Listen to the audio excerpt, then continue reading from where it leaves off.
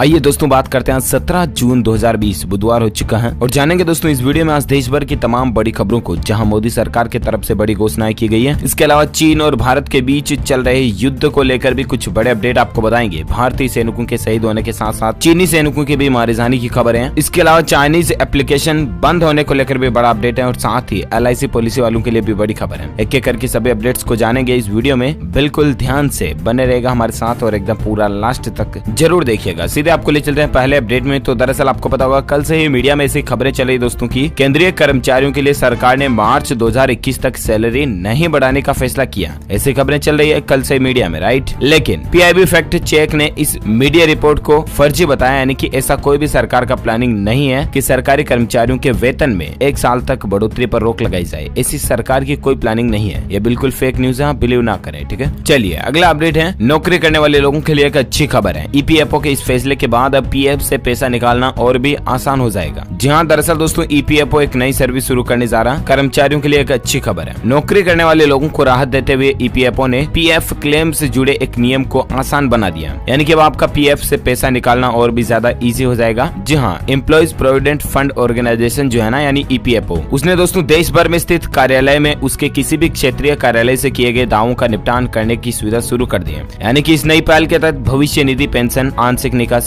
दावों तथा हस्तांतरण जैसे सभी प्रकार के ऑनलाइन कामों का निपटान किया जा सकेगा। कुल मिलाकर के आपका अगर EPF से संबंधित कोई भी मसला है तो उसको आप किसी भी PF कार्यालय में सोल्व कर पाएंगे। ये सुविधा शुरू हो चुकी है, देश भर में आप इसका फायदा उठा पाएंगे। साथ ही अपडेट है दोस्तों की राशन कार्ड को आधार कार्ड से लिंक कर लें, नहीं तो आपको इस सरकारी सुविधा का लाभ नहीं मिलेगा। जी हाँ, दरअसल दोस्तों केंद्र सरकार ने लॉकडाउन के कारण राशन कार्ड को आधार कार्ड से लिंक करने की आखिरी तारीख को 30 सितंबर 2020 तक बढ़ा दिया। इसके अलावा आपको पता होगा सरकार ने एक राष्ट्र एक राशन कार्ड यानी one nation one ration card योजना भी लागू कर दी है। जी हाँ, और ऐसे में दोस्तों अगर आपका भी राशन कार्ड आपके आधार कार्ड से लिंक नहीं हो रहा है तो उसको लिंक जरूर कर लें, ताकि आपको सरकार की स्कीम के तहत गेहूं, दाल, चावल वगैरह सब कुछ स्कीमों का फायदा मिलता रहेगा, ठीक है ना। चलिए अगला अपडेट है। उत्तर प्रदेश की योगी आदित्यनाथ सरकार की तरफ से कैबिनेट की बैठक में एक बड़ा फैसला लिया गया है। सेना व अर्धसैनिक बल के शहीद लोगों की सहायता राशि को दुगुना कर दिया। जी हाँ, ये बहुत ही अच्छी खबर है दोस्तों भारत के उन सैनिकों के लिए जो अपनी जान हथेली पर लेकर के देश की रक्षा के लिए अपने प्राणों को भी न्यौछावर कर देते हैं। और इसी बीच उत्तर प्रदेश की योगी आदित्यनाथ सरकार ने सेना और अर्धसैनिक बलों के जवानों के परिवारों की मदद के लिए बड़ी घोषणा की है। CM योगी आदित्यनाथ की अध्यक्षता में हुई कैबिनेट की बैठक में सरकार शहीद होने वाले जवानों के परिवारों को दी जाने वाली अनुग्रह आर्थिक सहायता राशि को 50 लाख रुपए कर दिया है, जो कि यह पहले राशि थी 25 लाख रुपए। तो ये अच्छा फैसला लिया सरकार ने। वैसे भी आपको पता होगा कल ही चीन और भारत के बीच की भिड़ंत में हमारे काफी जवान शहीद हो गए थे। और ऐसे में दोस्तों अगर आप भी सच्चे दिल से इंडियन आर्मी को लाइक करते हैं, लव करते हैं, तो दिल से इस वीडियो को लाइक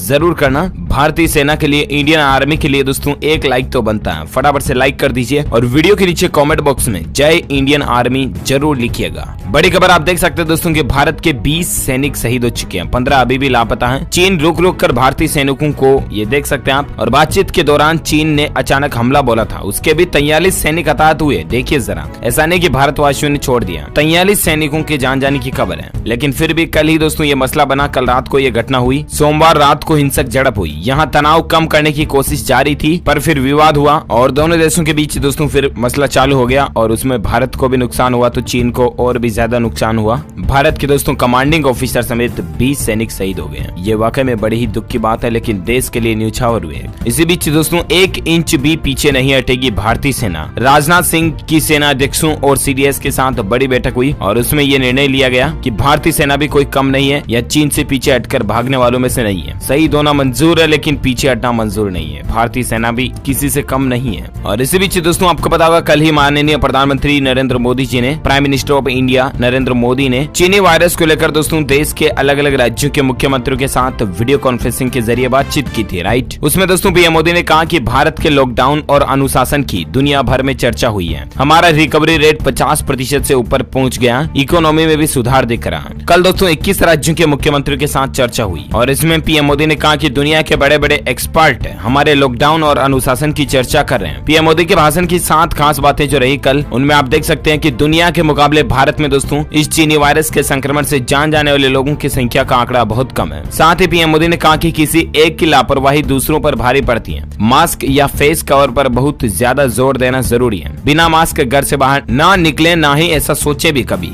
ये जितना खुद के लिए खतरनाक है उतना ही आसपास के लोगों के लिए भी हो सकता है, इसलिए 2 गज की दूरी बनाए रखें। हाथ धोने की बात हो या सैनिटाइजेशन की बात हो, ये काम गंभीरता से करें। घर के बच्चों और बुजुर्गों की सुरक्षा के लिए खास ध्यान रखें। लापरवाही लड़ाई को कमजोर करती है, ध्यान रखिएगा। इसके अलावा 5वां पॉइंट रहा कि अर्थव्यवस्था पटरी पर आने लगी है। जैसे जैसे दोस्तों लॉकडाउन खुल रहा है, कारोबार, काम धंधे, बाजार वगैरह खुलते जा रहे हैं, इसी बीच देश की इकोनॉमी भी वापस पटरी पर आ रही है। छोटे छोटे उद्योगों को भी सरकार एमएसएमई सेक्टर के जरिए, लोन वगैरह के जरिए काफी सपोर्ट कर रही है। तो ये गवर्नमेंट की नई प्लानिंग है और इन्हीं पॉइंट को पीएम मोदी जी ने भाषण के दौरान भी बताया, अच्छी बात है। किसानों के लिए भी सरकार के काफी अचीवमेंट थे, वो भी पीएम मोदी ने बताया, अच्छी बात है। इसी बीच दोस्तों पीएम मोदी ने चीनी वायरस को लेकर पंजाब की रणनीति की तारीफ की और कहा कि सभी ये मॉडल अपनाएं। जी हां, प्रधानमंत्री नरेंद्र मोदी ने पंजाब मॉडल को सराहा है और सभी राज्यों को पंजाब मॉडल को अपनाने की सलाह भी दी है। दरअसल चीनी वायरस से निपटने के लिए पंजाब की माइक्रो कंट्रोल विधि और घर घर सर्वेक्षण नीति, प्रधानमंत्री नरेंद्र मोदी ने इस दोनों चीजों की मंगलवार को सराहना की। उन्होंने सभी राज्यों को यह मॉडल अपनाने को कहा। इसी मॉडल से पंजाब को महामारी को रोकने में बड़ी सफलता भी हासिल हुई है, तो ये एक अच्छी बात है। और इसी बीच खबर है कि अब आर्थिक पहिए को घुमाने पर पीएम मोदी का जोर है। यातायात को सुगम बनाने की भी उन्होंने सलाह दी है, यानी कि यातायात के साधन, आने जाने के रोड, सड़कें वगैरह निर्माण, इनका बहुत अच्छा हो देश में, इस बात पर भी चर्चा चल रही है। आपको बता दें दोस्तों, चीनी वायरस के काल में मुख्यमंत्रियों के संग पीएम मोदी की 6वीं डिजिटल बैठक हो चुकी है और इसमें ये कुछ खास बातें हुई। साथ ही उन्होंने ये भी कहा कि किसी भी भारतीय लोग की अगर जान जाती है, भारतीय नागरिक की, तो वो एक असहज करने वाली है। पीएम मोदी बोले कि चाहे इस चीनी वायरस से हो या किसी भी वजह से हो,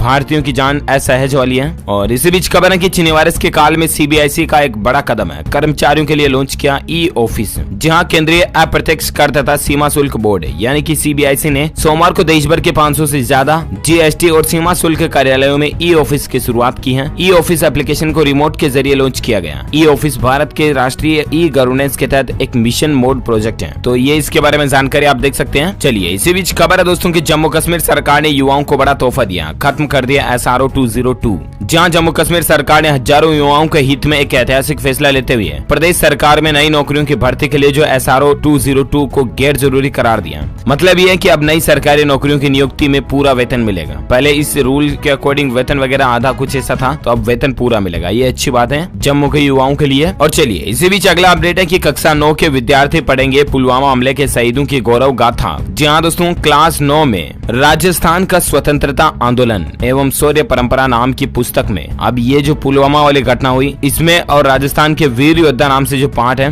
उसमें ये मसला भी आपको देखने को मिलेगा। स्टूडेंट्स यानी छात्र छात्राओं को पढ़ाई के सिलेबस में ये चीजें भी देखने को मिलेगी। अच्छी बात है, इससे छात्र छात्राओं में एक मोटिवेशन और देश प्रेम की भावना जगती है, होना चाहिए है ना। और इसी बीच खबर है दोस्तों कि हवाई जहाज का ईंधन 16.3% महंगा हुआ है। लगातार 10वें दिन पेट्रोल डीजल की कीमतों में भी बढ़ोतरी हुई है, वो तो मैं आपको आगे बताऊंगा। लेकिन क्योंकि दोस्तों हवाई ईंधन की कीमतों में भारी बढ़ोतरी हो रही है, इसी बीच खबर देख सकते हैं कि अब प्लेन में आपका सफर करना महंगा हो सकता है। 16.3% की भारी बढ़ोतरी जो हवाई ईंधन यानी कि ATF में हुई। तेल मार्केटिंग कंपनियां HPCL, BPCL और IOC तीनों ने ही ATF के दामों में 16.3% तक की बढ़ोतरी कर दी है। चलिए इसी बीच खबर है दोस्तों कि भारत के इस बड़े मंदिर के कर्मचारियों को पहली बार मिलेगा इस सरकारी स्कीम का लाभ, मिलेंगे फायदे। जहाँ श्री कृष्ण जन्म स्थान सेवा संस्थान ने अपने स्टाफ को, कर्मचारियों को कर्मचारी राज्य बीमा योजना से जोड़ा है। और कुल मिलाकर के उत्तर प्रदेश के मथुरा जिले में स्थित श्री कृष्ण जन्म स्थान सेवा संस्थान ने अपने स्टाफ को ये फैसिलिटी देना शुरू कर दिया, ठीक है ना। और इसी बीच खबर है दोस्तों कि भारत में चीन के खिलाफ शुरू हुआ ये कैंपेन,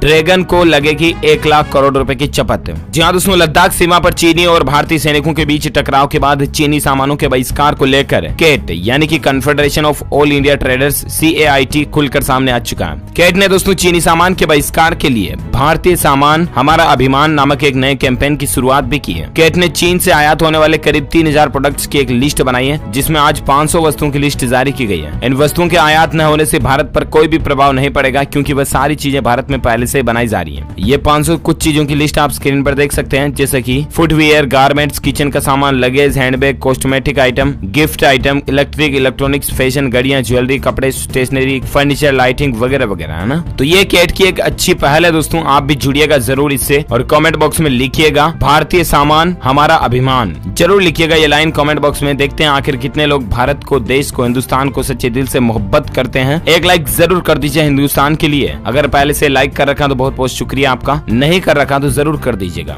और इसी बीच खबर है दोस्तों की टेक्नोलॉजी को लेकर। देख सकते हैं 31 अक्टूबर को भारत में बंद हो जाएगा चीनी ऐप विगो वीडियो। कंपनी ने यूजर्स से कहा कि ऐप का कंटेंट टिकटॉक वगैरह पर आप ट्रांसफर कर लें। बाकी दोस्तों 31 अक्टूबर 2020 से ये विगो पिगो वीडियो बंद होने जा रही, कुल मिलाकर के अच्छी बात होनी चाहिए। चलिए अगला अपडेट है, रॉयल इनफील्ड कंपनी ने महिलाओं के लिए लॉन्च की राइडिंग गियर और कपड़ों की नई रेंज सिर्फ 700 रुपए से शुरू है। तो खास करके महिलाओं के लिए, वुमेन्स के लिए कुछ राइडिंग गियर्स वगैरह और एसेसरीज रॉयल इनफील्ड कंपनी ने लॉन्च किए। अच्छी बात है, आप भी चाहे तो इसे खरीद सकते हैं। और इसी बीच खबर है दोस्तों, एक रिपोर्ट में एनालिटिक्स देखिए कि मोबाइल एप्लीकेशन आधारित पेमेंट जो है भारत में 163% तक बढ़ा है। पिछले साल से देश में डिजिटल पेमेंट ने रफ्तार पकड़ी है, यानी कि आजकल लोग बाग काफी डिजिटल पेमेंट का इस्तेमाल कर रहे हैं। आप भी जरूर कीजिएगा दोस्तों, क्योंकि आजकल तो वैसे भी पैसों का लेन देन करना भी चीनी वायरस की महामारी के खिलाफ है, गलत है मतलब, है ना। और इसलिए जितना हो सके आप पेटीएम, फोन पे, भीम ऐप, यूपीआई वगैरह ये इस्तेमाल कीजिए। चलिए इसी बीच खबर है, देखिए जरा पाकिस्तान को किस तरह से सुटाया गया। यूएनएचआरसी में पाकिस्तान ने कश्मीर का मुद्दा उठाया था और उसके बाद पाकिस्तान को ऐसा जवाब मिला कि उसे हमेशा हमेशा के लिए याद रहेगा। जी हाँ, दरअसल दोस्तों अंतर्राष्ट्रीय मंच पर पाकिस्तान को एक बार फिर से मुंह की खानी पड़ी है। संयुक्त राष्ट्र मानवाधिकार परिषद यानी कि यूएनएचआरसी में कश्मीर का मुद्दा उठाने पर भारत ने उसे मुंहतोड़ जवाब देते हुए अपने गिरेबान में झांकने की नसीहत दी है। जी हाँ, यूएनएचआरसी में भारत के परमानेंट मिशन के फर्स्ट सेक्रेटरी सेंथिल कुमार ने पाकिस्तान पर अंतर्राष्ट्रीय मंच के दुरुपयोग का आरोप लगाते हुए कहा कि यह दुर्भाग्यपूर्ण है कि खुद नरसंहार करने वाला देश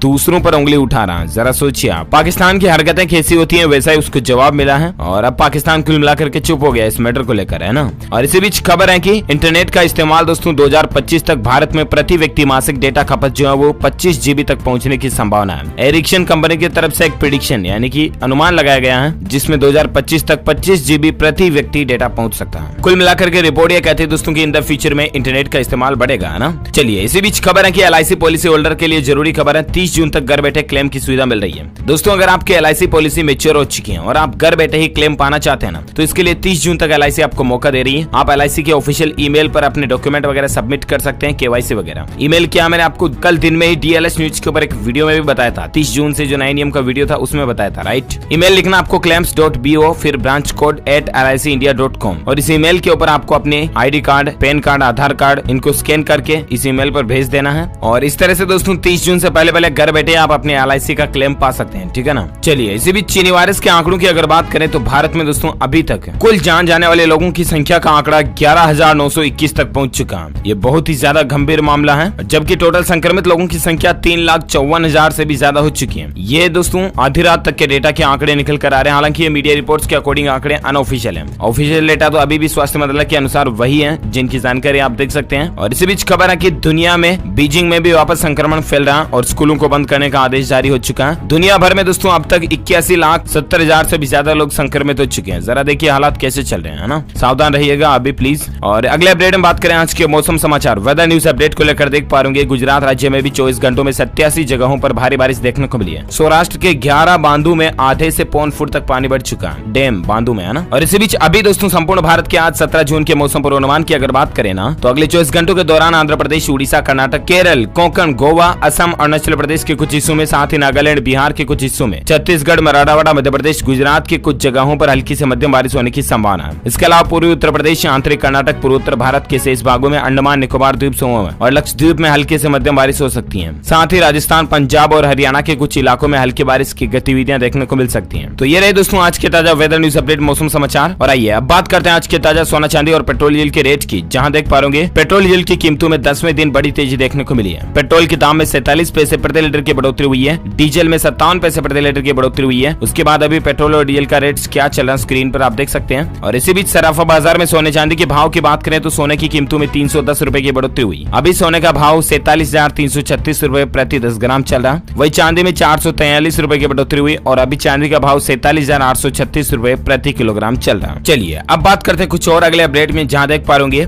ICICI बैंक ने लॉन्च की इंस्टा फ्लैक्सी कैश स्कीम। इसमें वेतन के 3 गुना और ओवरड्राफ्ट की सुविधा मिलेगी। जी हाँ दोस्तों, आईसीआईसीआई बैंक ने अपने सैलरी अकाउंट कस्टमर के लिए इंस्टा फ्लेक्सी कैश सुविधा लॉन्च कर दिया और इस सुविधा के तहत सैलरी अकाउंट कस्टमर्स को ओवरड्राफ्ट के लिए मंजूरी तुरंत और पेपरलेस प्रक्रिया के जरिए मिलेगी और इस सुविधा का लाभ इंटरनेट बैंकिंग के जरिए भी लिया जा सकेगा। सीधा मतलब ये दोस्तों की मान लीजिए आपकी सैलरी 10,000 हर महीने बैंक खाते में आती है, ठीक है ना, तो आप अपने आईसीआईसीआई बैंक खाते से ओवरड्राफ्ट 3 गुना तक यानी कि तकरीबन 30,000 तक आप अपने खाते से निकाल पाओगे। अगर आपके खाते में जीरो बैलेंस है तो भी ओवरड्राफ्ट के रूप में यानी कि एडवांस निकाल पाओगे, है ना। सैलरी अकाउंट वालों को आईसीआईसीआई ग्राहकों को यह फायदा मिलेगा, अच्छी बात है। और इसी बीच खबर है दोस्तों की मारुति कंपनी ने इंडसइंड बैंक के साथ हाथ मिलाया। अब बिना वैलिड इनकम प्रूफ वाले भी लोग खरीद सकेंगे एक अच्छी खासी कार, तो आप देख पा रहे। चलिए इसी बीच अगला अपडेट है दोस्तों की, अब कुछ खास लोगों को क्वारंटीन से छूट मिलेगी। दिल्ली सरकार ने नियमों में बदलाव किया। जहां दिल्ली सरकार ने घरेलू यात्रा करने वाले सभी यात्रियों के लिए 7 दिन के लिए खुद को होम क्वारंटीन करने का आदेश जारी किया था, राइट। लेकिन अब क्वारंटीन के कुछ नियमों में बदलाव किया। इन सरकारी कर्मचारियों को अब अनिवार्य क्वारंटीन में नहीं जाना होगा। दिल्ली डिजास्टर मैनेजमेंट अथॉरिटी का नया आदेश एयर ट्रेवल के साथ साथ ट्रेन और अंतर्राज्यीय बस सेवा के सफर करने वाले सरकारी कर्मचारियों पर भी लागू होगा।